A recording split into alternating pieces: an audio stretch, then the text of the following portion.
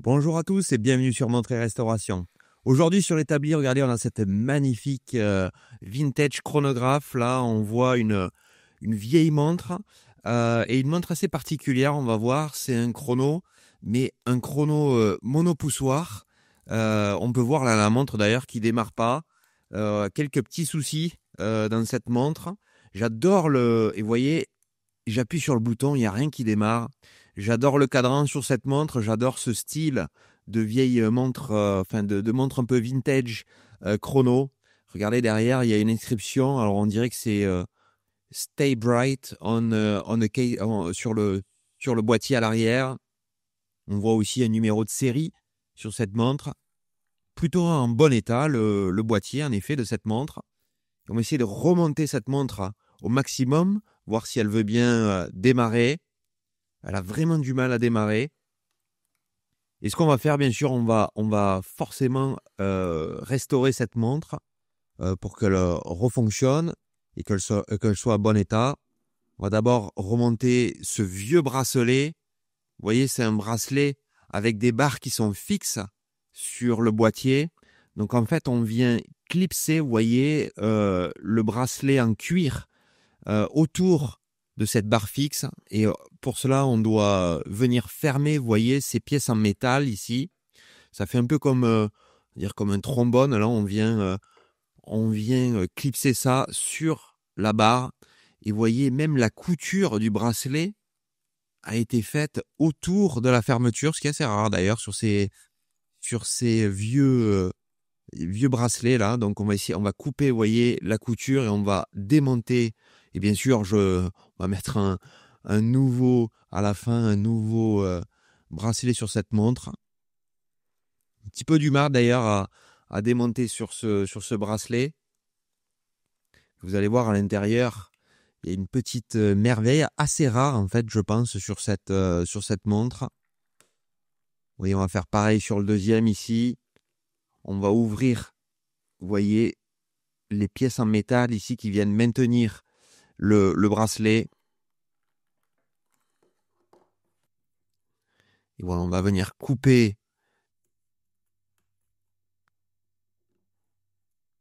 le fil ici et on va pouvoir enlever le deuxième bracelet. Voilà, parfait là. On a enlevé le morceau, on va pouvoir tirer et maintenant la montre et on la met sur le time grapher. Et vous pouvez voir sur le time grapher, pas du tout, le résultat est pas du tout bon. On voit, elle perd plus de 200 secondes par jour, l'amplitude qui est vraiment très bas. On n'a pas vraiment une une vision sur le time grapher qui est vraiment normale sur le temps. Elle tourne vraiment pas bien. Et donc, on va ouvrir cette montre. Vous voyez, on a une petite encoche ici. On va pouvoir, avec un outil pour ouvrir la montre, enlever le boîtier arrière qui est juste clipsé. Et regardez ce magnifique calibre. On en parlera un petit peu plus tard. Mais ce magnifique chronographe monopoussoir. Donc, vous voyez, normalement, sur les chronographes, on a deux boutons pour arrêter, démarrer, arrêter et faire le zéro sur le chronographe. Là, on n'en a plus qu'un. En fait, c'est le même qui fait toutes les fonctions.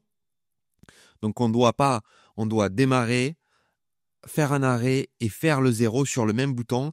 Et on voit le chronographe qui ne démarre pas du tout non plus. J'essaie sur l'embrayage. Là, c'est cette pièce, ça s'appelle l'embrayage qui vient se coller ou pas sur la roue du chrono, mais il n'y a rien qui bouge.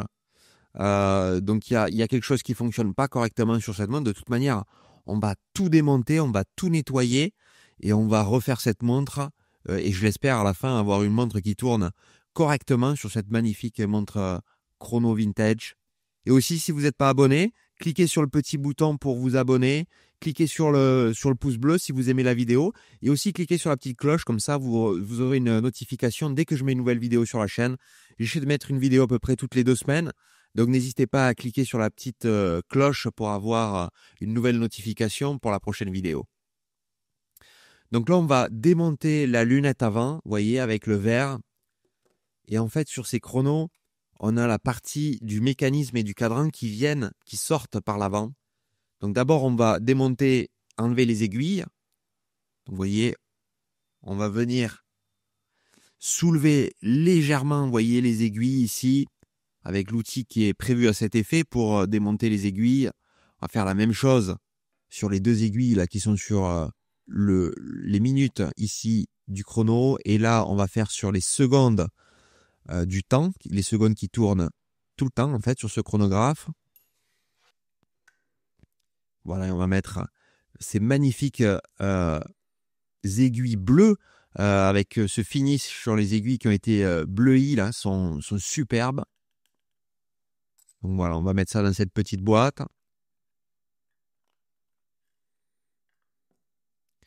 Et ensuite, on va pouvoir, vous voyez, dévisser deux vis à l'arrière qui maintiennent en fait le mécanisme et le cadran à l'intérieur du boîtier.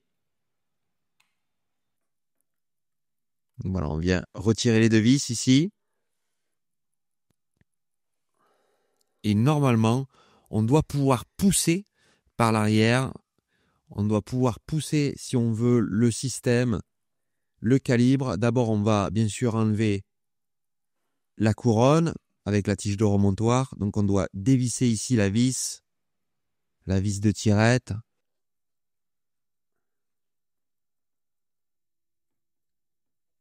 Voilà, on vient enlever ça. Et puis, on va vouloir enlever maintenant le calibre en entier. Parfait. Et donc là, maintenant, on va enlever, il y a deux petites vis ici, vous voyez, à l'intérieur du calibre, carrément, côté balancier, qui maintiennent les pieds du cadran, donc qui vont, pour détacher le cadran du calibre, on vient dévisser ces vis ici, là, légèrement, et on va pouvoir soulever ce magnifique cadran plutôt, vous voyez, avec Sparta Prima. Donc d'ailleurs, si je connais pas cette marque Sparta Prima, mais si vous connaissez cette marque, vous avez de la connaissance, vous pouvez mettre dans vos commentaires l'histoire que vous avez ou l'historique que vous avez sur cette marque Sparta Prima. Et là, on va commencer à démonter le calibre. Vous voyez, on vient enlever la chaussée. On va pouvoir enlever le balancier.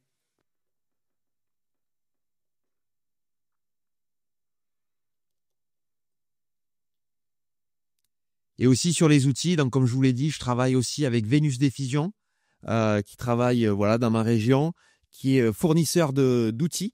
Donc je travaille qu'avec eux sur tous les outils. Je travaille aussi beaucoup avec Orotech comme marque. Je ne suis pas sponsorisé par Vénus ou par Orotech, mais voilà, c'est des gens qui travaillent, qui font de superbes outils, qui ont un super service. Donc si vous voulez acheter des outils, je vous mets le lien dans la description de la vidéo. Il y a des super packs pour les nouveaux qui veulent démarrer la passion horlogère comme hobby. Vous pouvez aller chez eux, il y a des super packs d'outils. Ils sont vraiment très très sérieux, donc n'hésitez pas d'aller chez Vénus Diffusion, d'aller chez eux et de travailler comme moi je le fais, de travailler pour avoir tous les produits et tous les outils à cette magnifique passion sur la restauration de montres. Donc là, je vais attaquer le démontage, vous voyez, du calibre. Donc la partie, là, je suis en train de démonter la partie chrono. Donc je vais enlever, en fait, en premier, les ressorts, qui sont les ressorts pour le chronographe, pour forcément quand on appuie sur les boutons, ou le bouton, forcément qu'on est sur un monopoussoir, le bouton pour arrêter, démarrer, arrêter et faire le 0 sur le chrono. Forcément, il y a des ressorts qui vont faire bouger les pièces. Donc c'est ce que je suis en train de démonter ici. Et on va démonter toutes les pièces du chrono, qui est la complication sur cette montre. Et vous voyez le calibre aussi, si vous avez des commentaires en description, vous allez voir sur ce calibre, il n'y a pas de numéro ou de type de calibre. Donc j'ai fait pas mal de recherches sur Internet. Donc j'ai trouvé que c'est un Landeron, donc c'est une marque qui n'existe plus aujourd'hui, mais qui était très connue à l'époque sur les chronographes. Et donc on est sur un Landeron, on voit monopoussoir, bien sûr. Et de ce que j'ai vu sur Internet, un petit peu les images que j'ai retrouvées, j'ai l'impression que c'est un Landeron 13, donc un très vieux calibre, des années 40 maximum. très vieux calibre monopoussoir sur cette montre. Donc si vous avez des commentaires sur ce calibre, n'hésitez pas à vous mettre en commentaire. Qu'est-ce que vous avez, si vous pensez que c'est un autre calibre. Moi je pense que c'est un Landron 13. Si vous avez d'autres idées ou si vous avez des histoires sur ce calibre, n'hésitez pas à commenter dans les commentaires et de partager avec la communauté. Donc là, je suis en train d'enlever l'embrayage du calibre.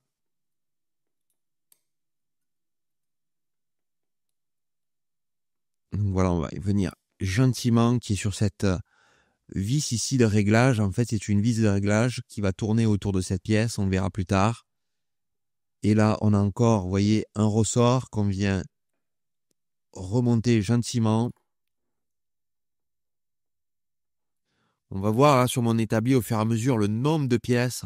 On voit le calibre qui est quand même assez sale, hein, très, très sale. Et on l'a vu, hein, qui ne tournait pas très bien. D'ailleurs, qui ne tournait pas du tout. Enfin, qui tournait de très mauvaise manière. Donc, on va tout nettoyer. Vous verrez plus tard dans une machine spéciale. Et là, ici, on est sur la colonne, la roue des colonnes du calibre. Donc, c'est un calibre à colonne. On le verra quand on va remonter ça. Je vais vous expliquer un petit peu. Mais oui, c'est un très, très bon calibre, hein, calibre à colonne. Et là, vous voyez, j'essaie d'enlever la puissance qui est à l'intérieur du ressort principal de la montre. J'arrive pas à enlever la puissance. Le cliquet est bloqué. J'arrive pas à enlever le cliquet et à démonter ou à enlever la puissance qui est à l'intérieur du ressort.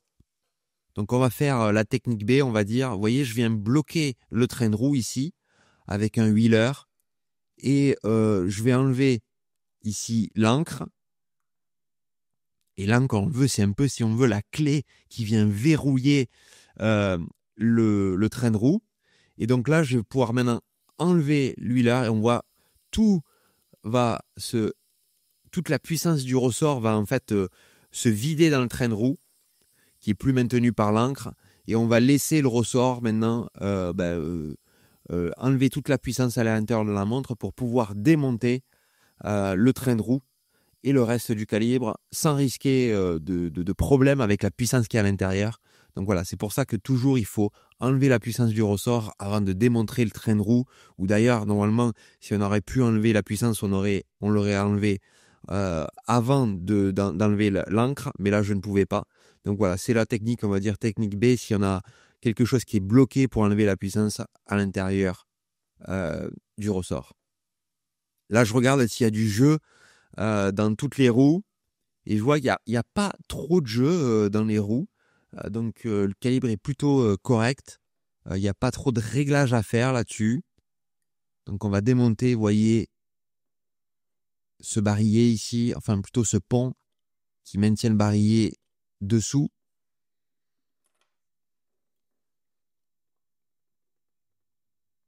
Voilà, et on voit une partie du train de roue avec le barillet aussi. La roue des couronnes qui est sur le barillet ici. Que voilà, je vais venir enlever d'abord. On va démonter le reste du train de roue. Et voilà, on vient dévisser le deuxième pont qu'on a ici.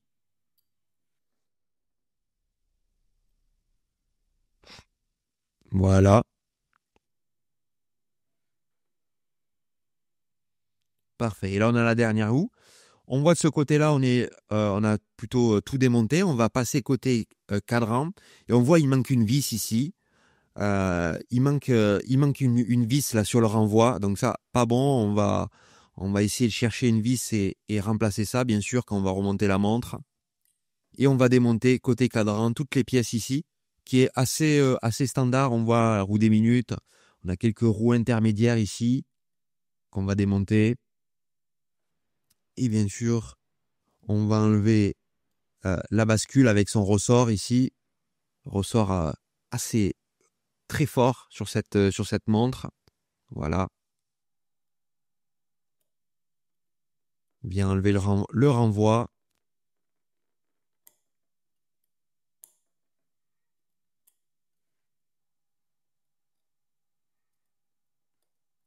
Parfait. Et il reste la dernière pièce, qui est la tirette, qui est vissée de l'autre côté. Donc, on va venir dévisser côté balancier ici la vis de tirette qu'on va enlever. Et bien sûr, ne pas oublier de la mettre quand on va remonter la montre avant le pont de barillet. Et voilà, les dernières pièces. On a vu aussi que la couronne est complètement tordue. On essaiera de rattraper ça. Et là, ici, on a un petit rubis. On voit aussi l'inscription aussi sur le calibre brevet. On voit aussi un numéro 46.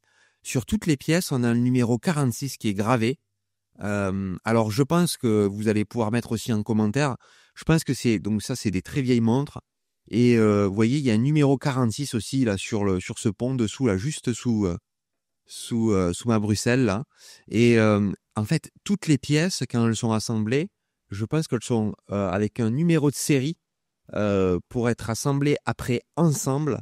Donc sur tous les ponts, on a le numéro, sur toutes les pièces, on a le numéro 46 sur cette montre, qui je pense voilà, a été comme un numéro de série pour être sûr que les bonnes pièces soient ensemble lors de l'assemblage.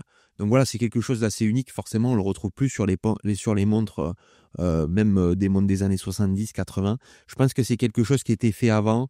Alors, je pense pas que ce soit au niveau d'un prototype ou quelque chose comme ça. Je pense que oui, c'était quelque chose qui était fait avant sur les montres qui étaient forcément produites avec forcément avec beaucoup moins de quantité que ce qu'on a aujourd'hui.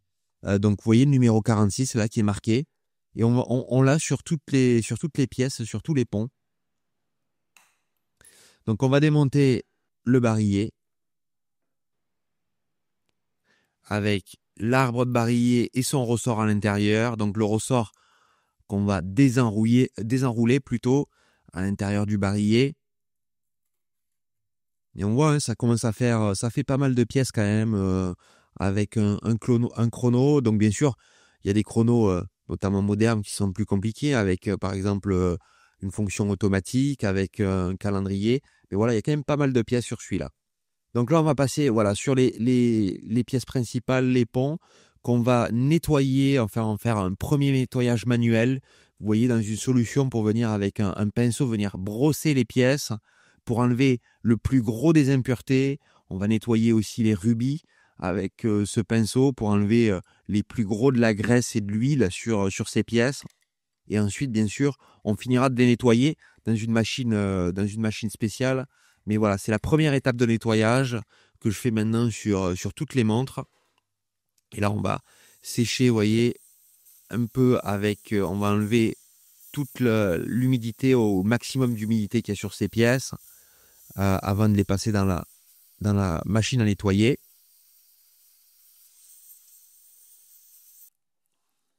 On va polir tous les points de pivot sur chaque roue. On va faire ça avec cet outil là que j'appelle de l'e-flex, qui est le même produit d'ailleurs que je mets ici sur mon outil rotatif là, où je vais venir polir l'intérieur des points de pivot du barillet.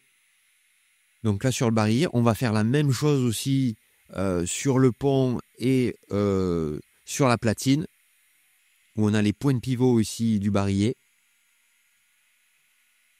Donc voilà, que je viens polir pour réduire la friction à un minimum sur ces pièces. Et forcément, moins on a de friction, on aura une amplitude qui sera meilleure et forcément une montre qui tiendra l'heure encore mieux.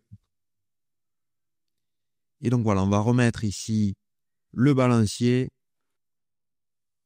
qui va être bien sécurisé pendant le nettoyage sur la platine. Et on va mettre toutes les pièces dans ces paniers de différentes tailles. Et vous voyez, comme on l'a dit, hein, ça fait pas mal de pièces là sur cette montre. Et voyez, on va mettre le reste des pièces avec les plus petites, les plus grosses bien sûr, qu'on va nettoyer, comme on l'a dit, dans ma machine vintage Elma pour nettoyer ces pièces. Et on va faire ça en plusieurs fois. Donc on va démarrer le nettoyage dans une solution d'abord où on va faire tourner les pièces pendant 5 minutes dans cette solution pour nettoyer les pièces. Et ensuite, on va faire 2 rinçages d'à peu près 3 minutes. Et on finira par une dernière étape où on va sécher les pièces. Donc là, on a fait le nettoyage, où on va venir enlever, vous voyez, on va venir essorer si on veut les pièces avec la solution de nettoyage. Et ensuite, là, on en est à la deuxième étape de rinçage. Donc la dernière étape de rinçage, où ça va tourner pendant 3 minutes. Pareil, on va venir essorer les pièces et on va finir par un séchage des pièces. Et voilà, les pièces seront prêtes à être remontées et je l'espère complètement neuves pour avoir une montre qui va tourner complètement. Et encore, si vous n'êtes pas inscrit, si vous n'avez pas cliqué sur le petit pouce bleu, vous pouvez cliquer, ça va aider aussi à promouvoir la chaîne et à partager la passion avec tous les passionnés de l'horlogerie sur YouTube. Donc maintenant, ce qu'on va faire, maintenant que les pièces du calibre sont propres, on va nettoyer les pièces du boîtier. Donc on a vu ici le bouton de poussoir et on va mettre toutes les pièces ici du boîtier que je vais nettoyer aussi dans ma machine à ultrasons Elma où on vient, je vais nettoyer pendant à peu près 15 minutes. Aussi, on vient chauffer les pièces. Et là, comme on l'a vu, c'est un calibre assez vieux, hein, où il n'y a pas d'inscription dessus. Je ne sais pas exactement le ressort qui est utilisé pour en mettre un nouveau. Donc, je viens utiliser cet outil pour mesurer. Donc là, vous voyez, je viens mesurer l'épaisseur, la hauteur, si on veut, du ressort. Ici, je viens mesurer l'épaisseur lui-même du ressort. Donc, vous voyez, on vient mesurer en centièmes de millimètre sur cette montre, sur cet outil plutôt. Donc là, vous voyez, je viens mesurer l'épaisseur et là, on le voit, je suis à peu près sur 14 centièmes de millimètre. Et là, ici, je viens mesurer la longueur du ressort. Et donc, je vais utiliser ça, la hauteur, l'épaisseur du ressort, la longueur du ressort. Donc là, on voit, on est à peu près sur 400 millimètres de longueur. Et je vais chercher un ressort qui s'approche de ces mesures pour en mettre un nouveau. Et on verra à la fin si on a un bon résultat sur l'amplitude notamment de cette montre. Donc là, je viens démonter, vous voyez, le balancier pour venir démonter le rubis parce qu'on n'est pas sur des rubis ici. On n'est pas sur un système de choc comme on a sur les montres classiques ou plus récentes pour pas justement casser. C'est des chocs qui viennent éviter de casser l'axe du balancier. Et ça, c'est quelque chose, je crois, qui a été inventé dans les années 45. Donc, c'est-à-dire que cette montre est avant 45 et plus vieille. Donc, il n'y a pas de système de choc sur l'axe du balancier. Donc, je viens finir de nettoyer, même si ça a été nettoyé pendant le nettoyage de la montre, on vient nettoyer le rubis, ici.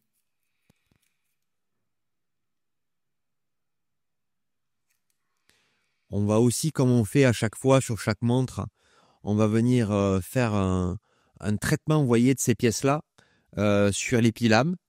Donc, je viens, vous voyez, les rubis ici du balancier, on a vu l'encre, la roue d'échappement que je viens mettre dans cette bouteille spéciale là pour les pilames. Les pilames, c'est un produit qui s'évapore très très très vite. Donc c'est pour ça que vous avez, vous voyez, cette bouteille avec ce goulot pour pas avoir une restriction au niveau de l'air à l'intérieur pour éviter que les pilames s'évaporent parce que les pilames coûtent très cher. Vous voyez, une petite bouteille d'épilame, c'est 100 € avec 100 millimètres, 100 millilitres à l'intérieur. Donc c'est très cher. Donc voilà, on essaie d'éviter d'avoir trop d'évaporation sur cette. Et c'est pour ça qu'on a cette bouteille spéciale pour venir traiter les pièces et éviter que trop de fluide ne s'évapore. Donc une fois que les pièces sont séchées ici avec l'épilamme, on va remonter. Là, vous voyez, j'utilise mon huileur automatique pour venir déposer une goutte d'huile sous et sur le rubis, qui est le point de pivot ici du balancier. On va faire la même chose sur, vous voyez, le pont ici du balancier. Voilà, on va venir remonter cette partie-là avec les minuscules. Regardez la taille de ces vis par rapport à mon doigt là, qui est sur le côté. Voilà, on vient visser ça dessous. Donc les deux vis qui maintiennent cet ensemble et avec, comme on l'a dit, les rubis ici. Voilà. Et la même chose, on va aussi huiler cette pièce avec mon huileur automatique. On va venir déposer une goutte d'huile au centre du rubis. Et on va remonter maintenant le balancier. Donc on va aligner tout ça. On va venir revisser ici, vous voyez le spiral, et remettre le spiral qui se ressort ultra fin, qui est très fragile. Donc voilà, là ici, on vient maintenir tout ça en position. Et on va pouvoir le remettre sur la platine.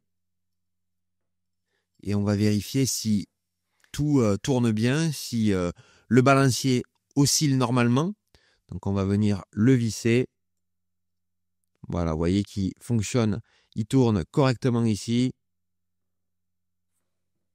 Et avec un peu d'air, on va juste donner une impulsion en fait au balancier. Et on voit le spiral qui fait son job, ce ressort qui va osciller le balancier de gauche à droite. On regarde si le spiral est concentrique, s'il est plat aussi, vu qu'on l'a démonté, voir si il faut réajuster ici la hauteur. Et là, c'est ce que je suis en train de faire. Je vais réajuster la hauteur du spiral pour que le spiral soit complètement plat, qu'il soit pas en forme de bol ou en forme de coupole. Il faut qu'il soit parfaitement plat. Donc là, c'est ce que je suis en train de faire maintenant pour gérer ça. Et une fois que c'est fait, on va venir verrouiller bien sûr avec la vis ici, cette minuscule vis ici en position. Et maintenant, on va se focaliser sur le barillet. Vous voyez le nouveau ressort que j'ai acheté avec, vous vous souvenez, les différentes dimensions qu'on avait mesurées. Et là, vous voyez, ce ressort est un petit peu trop gros dans dans cet anneau de métal. Donc, je peux pas le mettre à l'intérieur.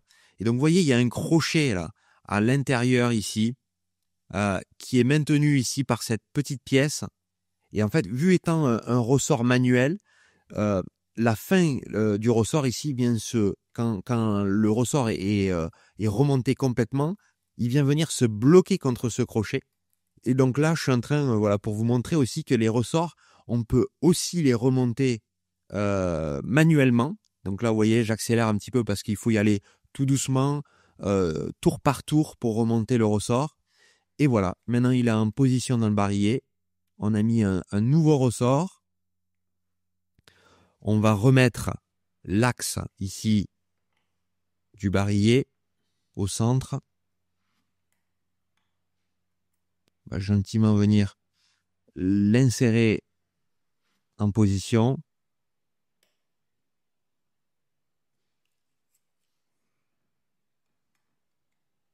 S'il veut bien venir, voilà, parfait.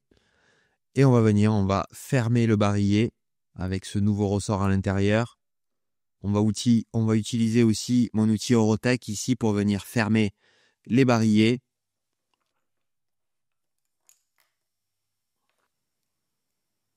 Voilà. Et là, on va venir mettre des gouttes d'huile. Et vous allez voir qu'on va remonter, notamment aussi sur le chrono. On va utiliser beaucoup d'huile, beaucoup de graisse en fait, pour venir, comme on l'a dit, l'ennemi sur une montre, c'est les frottements, c'est ce qui donne l'amplitude. Donc pour venir réduire au maximum les frottements, vous voyez, comme par exemple cette pièce-là, même si cette pièce-là, le clic ici n'a pas vraiment ne joue pas en fait sur la tenue de la montre, sur l'heure, mais aussi ce que ça fait, on va avoir beaucoup de pièces qui sont métal contre métal, et s'il n'y a pas de la graisse ou de l'huile, forcément les pièces vont s'user entre elles, et au bout d'un moment, forcément, déjà ça va libérer des petits débris de métal à l'intérieur de la montre qui peuvent, eux, causer des problèmes pour que la montre ne tienne plus l'heure correctement. Et aussi les montres, les pièces plutôt, peuvent aussi s'abîmer et au bout d'un moment peuvent aussi casser. Et vous voyez sur ce genre de pièces, sur ce genre de calibre, comme on a eu ce calibre, c'est un calibre qui est des années 40, voire des années 30, trouver des pièces sur un calibre, vous voyez, vous n'avez même pas la référence du calibre, ça n'existe pas, ça n'existe pas. Donc, c'est-à-dire qu'il faut faire les pièces soi-même et c'est quelque chose qui coûte très cher. Donc, si vous voulez éviter d'avoir des montres vintage avec des pièces qui cassent, c'est pour ça qu'il faut, comme sur votre voiture, faire des services sur votre montre, faire des maintenances sur votre montre régulièrement. Au bout d'un moment, vous allez avoir des montres, des pièces qui vont s'user parce que l'huile, c'est normal, l'huile, au bout d'un moment, elle s'évapore, elle disparaît et les pièces se retrouvent métal contre métal et c'est là qu'au bout d'un moment, les problèmes vont apparaître. Donc c'est pour ça que vous allez voir beaucoup d'huile et de graisse quand on remonte une montre, voilà, pour que la montre tourne correctement et aussi pour que les pièces ne s'usent pas prématurément entre elles. Donc là on remet, vous voyez, je viens de tapoter avec les petites vibrations, ça vient aligner les pièces. Et vous voyez, quand je viens appuyer, toutes les roues dessous sont bien alignées. Alors ça marche, mais ça marche pas à chaque fois. La technique de tapoter pour avoir des petites vibrations, mais c'est assez intéressant à faire. Et donc là, on va mettre le deuxième pont, vous voyez, avec cette roue qui a un point de pivot, vous voyez, très long là sur le rubis du dessus. Et on verra pourquoi, parce que voilà, on va avoir une roue dessus qui est connectée sur ce pivot qui est extra long. Donc là, vous voyez, je viens de tapoter, mais là, la roue d'échappement n'est pas encore, et là, voilà, là, elle est alignée. Parfait, donc là, on va mettre les deux vis ici qui vont maintenir en place ce pont-là. On le voit là, le point de pivot de cette roue-là qui vient à travers le rubis. Voilà.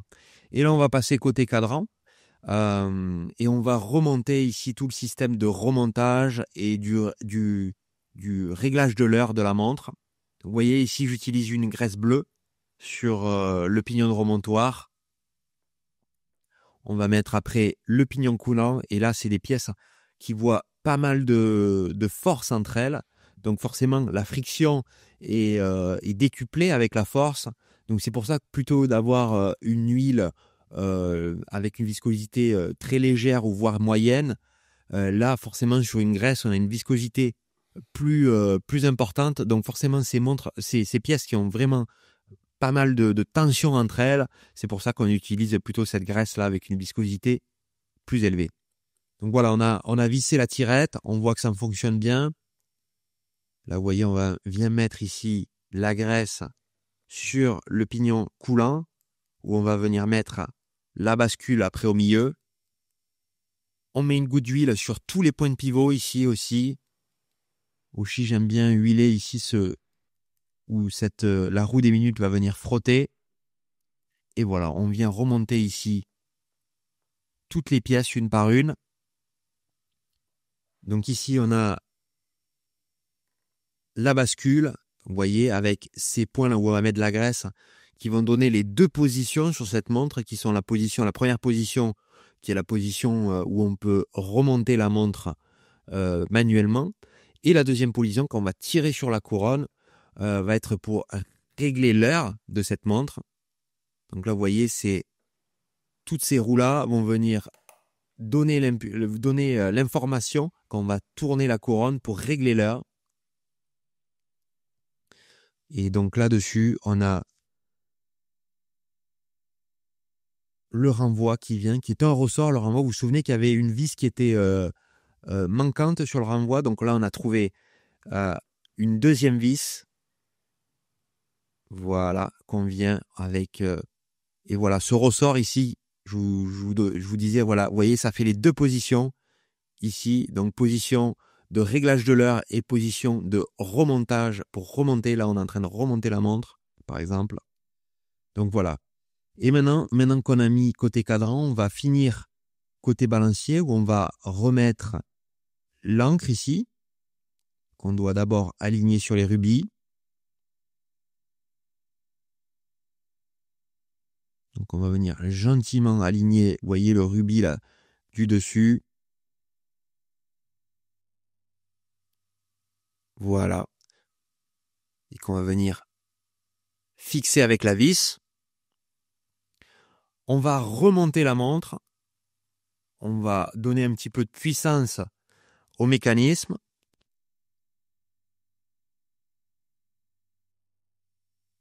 Et ensuite, on va regarder, voir si on veut bien avoir une encre. Donc, si l'encre clique, vous voyez, elle clique de droite à gauche ici.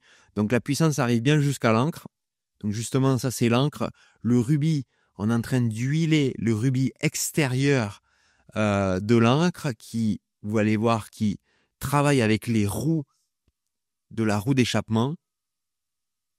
Et voilà, on vient graisser, en fait, les roues ici, les dents plutôt de la roue d'échappement. Avec le rubis ici. Donc on va faire ça 5 fois, vous voyez, sur 5 dents. Et on va mettre une goutte d'huile. Donc on fait ça 3 fois parce qu'il y a 15 dents sur la roue d'échappement. Donc là on l'a fait 2 fois. On va le faire une 3e fois bien sûr. Ensuite on va huiler aussi tous les points de pivot là. Donc ici on a l'arbre du barillet. On a tous les rubis qui sont sur le train de roue. Donc on va venir huiler avec différentes huiles. En général 2 types d'huile. Une huile avec une viscosité moyenne et une huile avec une viscosité légère. Donc voilà, comme on a vu, c'est pour réduire la friction sur ces points de pivot. Et voilà sur le deuxième, l'arbre du barillet ici. Et maintenant que tout est monté, tout est huilé, tout est graissé, on va remettre le balancier en position qu'on a lui aussi huilé tout à l'heure. On va voir si la montre veut bien démarrer. Donc vous voyez, hop, une petite impulsion et parfait. Le balancier est parti. On va remettre la vis ici. On va fixer tout ça en position. Et voilà, on a un calibre. Donc là, on a une montre en fait qui donne l'heure, une montre manuelle qui donne l'heure. Donc maintenant, ce qu'on va faire, on va remonter la complication qui est le chronographe. Chronographe à colonne, comme on le voit, c'est cette pièce-là qu'on est en train de remonter avec cette vis. Cette pièce-là qu'on va graisser parce que c'est une pièce, en fait, c'est un peu le cerveau, si on veut, comme j'aime dire, le cerveau du chrono. C'est la pièce qui va donner l'impulsion à toutes les autres pièces du calibre sur la partie chrono pour démarrer, arrêter et faire le reset du chrono. Donc voilà, c'est cette pièce-là. Donc on veut 2 types de chronos. Il y a les chronos à colonne et les chronos à cam. Les chronos à colonne, si on veut, les chronos, et notamment à l'époque, c'était énormément de chronos à colonne. La colonne est une pièce très compliquée à fabriquer et qui est plus voilà, on a un calibre qui est un petit peu plus complexe. Donc après, ils ont créé les chronos à cam, plus simples, mais moins de qualité parce que voilà, on a un toucher au chrono qui est beaucoup moins stable, on va dire, sur beaucoup moins précis au niveau du toucher quand on appuie sur les boutons sur un bouton à cam.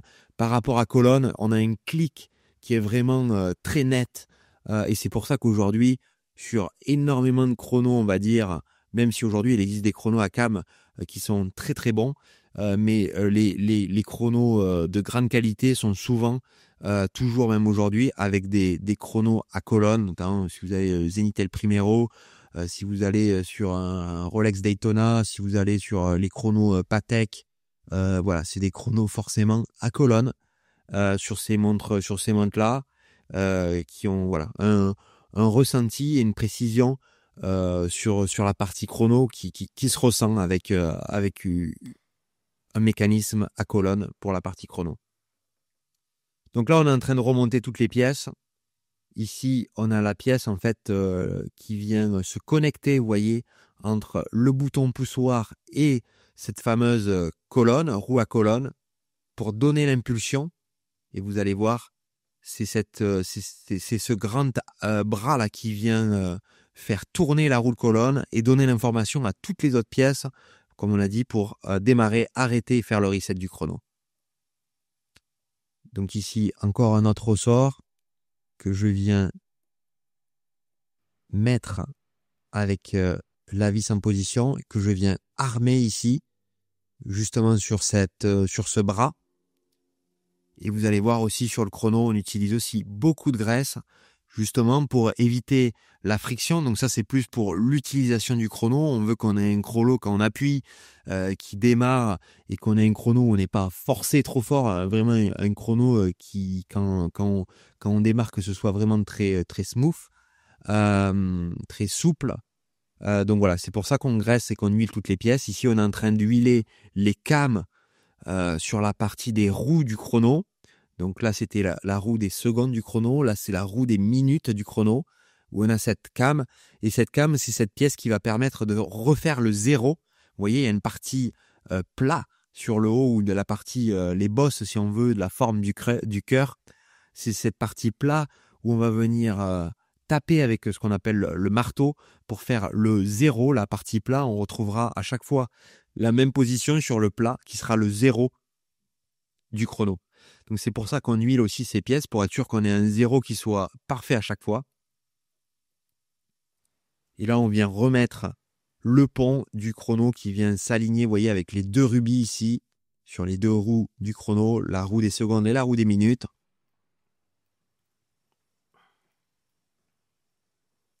Voilà, parfait.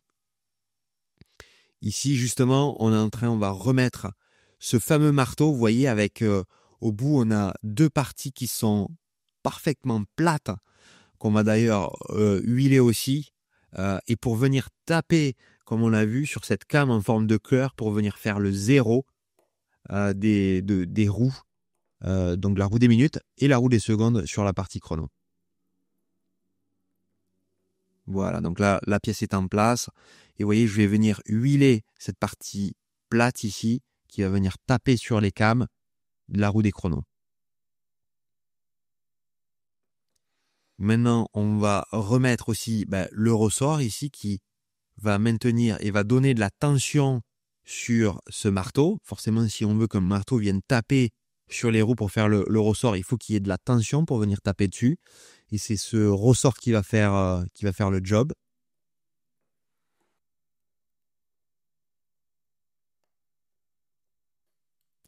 Et vous voyez, là, je suis en train de tester. En appuyant sur le bouton, on voit la colonne qui tourne, qui donne l'information. Et on voit le marteau qui vient s'enlever. Là, on a le reset. Vous voyez, on a les différentes positions. Démarrer, arrêter et le reset. Là, je suis en train de huiler ce qu'on appelle l'embrayage avec sa roue ici. Vous voyez, je regarde si la roue tourne bien, elle tourne correctement. Ici, on va huiler le point de pivot justement de l'embrayage, qui est cette vis, qui est une vis. C'est pas une vis qui se dévisse, c'est une vis qu'on appelle une vis excentrique. Ce sont des vis de réglage pour le chronographe qu'on fera un petit peu tout à l'heure. Et voilà, là, je viens visser ici plutôt la vis qui maintient l'embrayage, et ce ressort ici qui va venir aussi donner de la tension à l'embrayage pour que l'embrayage, comme on dit, embraye ou désembraye comme sur une voiture. Donc on a la roue qui va venir se coller ou se décoller à la roue du chrono pour démarrer ou arrêter le chrono. Pareil, on va venir graisser ici, vous voyez, tous les ressorts qu'on a fait sur cette montre pour la partie chrono. Et ici, on a cette roue. Là, vous vous souvenez, la roue qui est avec ce pivot qui est tendu. Et vous voyez là, qui vient se connecter à l'embrayage. Et regardez l'embrayage qui vient, tac, qui vient arrêter ici. On a vu le reset. Là, je viens ajuster la hauteur. Et là, vous voyez, hop, l'embrayage est venu se coller. Et vous voyez la roue de chrono au centre qui tourne. D'ailleurs, je vais le laisser tourner. Et vous allez voir le petit doigt qui va venir faire aussi le changement de la minute. Vous allez voir la roue des minutes. Clac, on a vu le changement ici sur la droite de la roue de la minute. Donc on a vu le saut Donc ça fonctionne correctement. Là, je vais arrêter le chrono. Vous allez voir l'embrayage qui va se décoller et le reset avec le marteau qui est venu taper sur la came des roues. Donc là, maintenant, on va remonter côté cadran, la roue des heures. Je vais faire juste un très léger nettoyage. Forcément, ce cadran, on ne peut pas nettoyer ou refaire. Alors, il faudrait refaire le cadran à zéro avec un cadranier sur cette montre. Mais voilà, j'aime bien le style vintage et un peu la patine qu'il y a sur cette montre.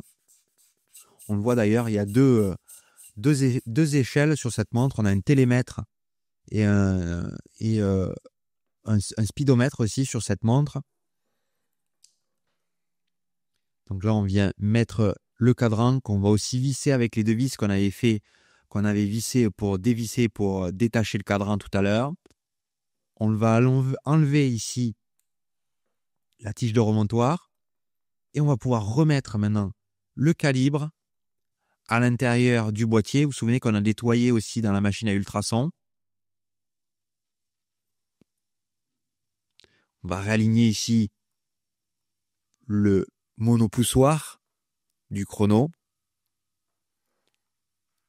Et on va venir remettre tout ça, voilà, dans le boîtier. Super.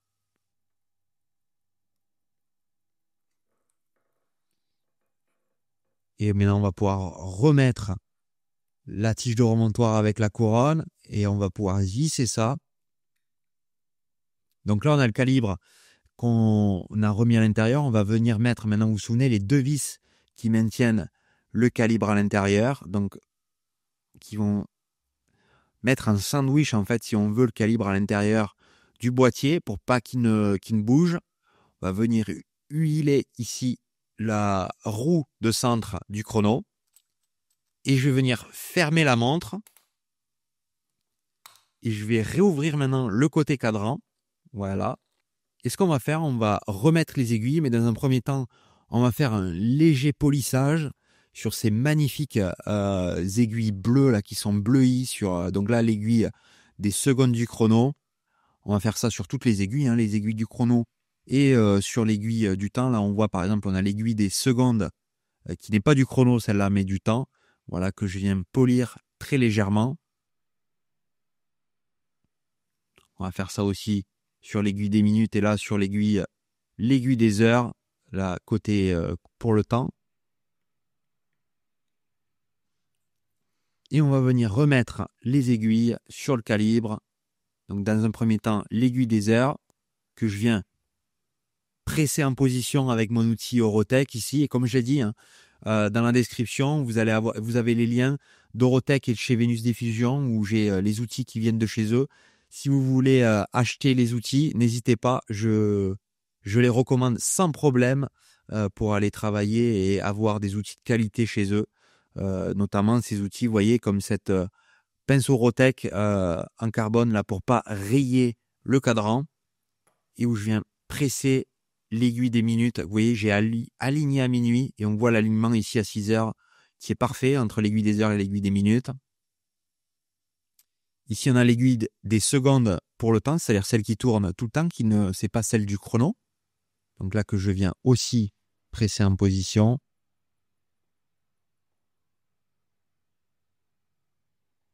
Voilà. Ici, on a l'aiguille des minutes du chrono. Donc là que je dois aligner sur le 0. Et là, vous voyez, j'utilise cet outil, comme on l'a dit, où je viens presser dessus avec mon doigt pour venir presser en position les aiguilles. Et la dernière, donc l'aiguille des secondes du chrono, que je viens aligner à 12 heures, donc sur le 0 du chrono. Et pareil, avec ces outils, vous voyez que je vais venir presser en position.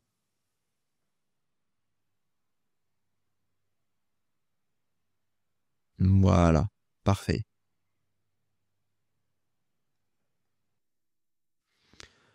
Donc maintenant que les aiguilles sont en place, on va mettre un petit peu d'air juste pour enlever toutes les poussières, les impuretés qu'il peut y avoir sur le cadran.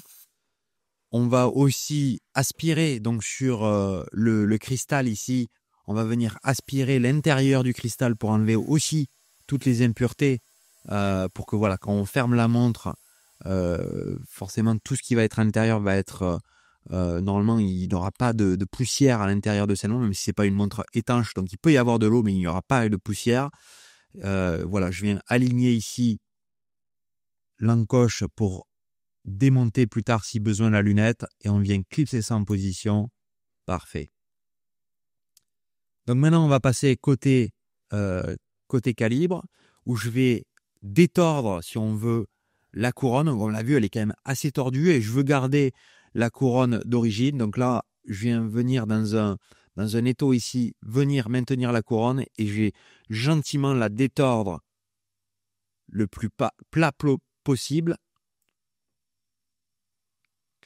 Et on va remettre ça en position.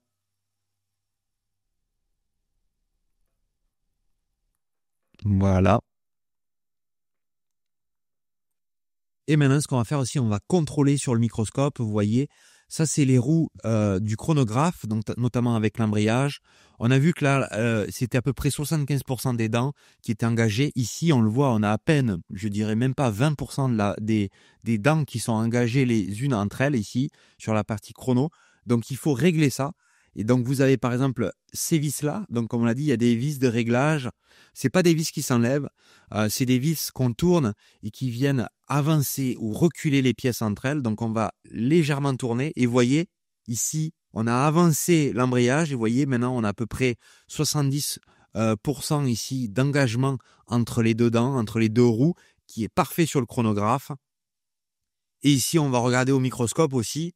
Vous allez voir le doigt qui va venir faire sauter la roue des minutes sur la partie chrono. Regardez le doigt qui arrive ici sur la roue intermédiaire qui vient la faire tourner, et vous avez la roue des minutes, tac, où on a vu le saut. Le saut se fait très bien, donc il n'y a pas de réglage à faire. On va le laisser comme ça sur la partie minute. Donc maintenant que c'est réglé, on va pouvoir fermer ce magnifique boîtier arrière sur cette montre. On va pouvoir remettre, vous vous souvenez, il y a des barres fixes sur ce chrono, donc on va pouvoir remettre le même type en fait avec ce fermoir de bracelet ici. Vous voyez, il y a ces deux languettes en métal qu'on vient aligner dans des trous. Voilà, et une fois que c'est aligné, voilà, on vient plier le métal. Fait la même chose de l'autre côté. Et voilà, on aura un nouveau bracelet sur cette magnifique montre. Et d'ailleurs, cette montre est aujourd'hui à vendre. Donc, je vous mettrai le lien dans la vidéo de mon site et on parlera un petit peu plus tard de mon site aussi. Mais voilà, c'est une montre qui sera à vendre sur mon site. Magnifique chrono. Et on va regarder si le chrono fonctionne bien. On va laisser tourner le chrono pendant quelques temps. Bien sûr, le temps est accéléré. On voit le chrono qui fonctionne correctement sur cette magnifique montre vintage, ce chrono. L'aiguille des minutes qui saute et on va voir l'arrêt. Et maintenant, le zéro. Parfait, des aiguilles superbes sur cette montre. On va démagnétiser la montre et on verra sur le time grapher ce qu'on obtient. Mais d'abord, comme je vous ai dit, j'ai mon propre site. Donc, je vous mets un lien dans la description de la vidéo sur mon site French Watch Collector. Vous pouvez voir un petit peu sur la chaîne. Vous pouvez voir les montres qui sont à vendre. Et notamment, comme je l'ai dit, ce chrono sera à vendre sur mon site et est à vendre sur mon site. Et si vous voulez aussi envoyer votre montre pour faire que je fasse un service, une maintenance sur votre montre, comme sur cette montre vintage, n'hésitez pas à me contacter sur mon site ou me mettre des commentaires dans la vidéo. Et voilà maintenant le résultat de cette montre. Vous voyez, regardez l'amplitude, 320 amplitude, la montre qui perd quelques secondes par jour. Je finirai de la régler une fois qu'elle aura tourné à peu près 48 heures. Mais vous voyez, la montre tourne, elle est superbe. Vous vous souvenez au début, l'amplitude qui était à 120, qui perdait 200 secondes par jour. Là, voilà, on a une montre des années 40 qui va fonctionner pendant encore de nombreuses années. Regardez ce magnifique cadran sur cette montre, ces aiguilles. J'ai adoré travailler sur cette montre et j'espère que vous avez aimé la vidéo. On se retrouve bientôt pour une prochaine vidéo. Bye bye.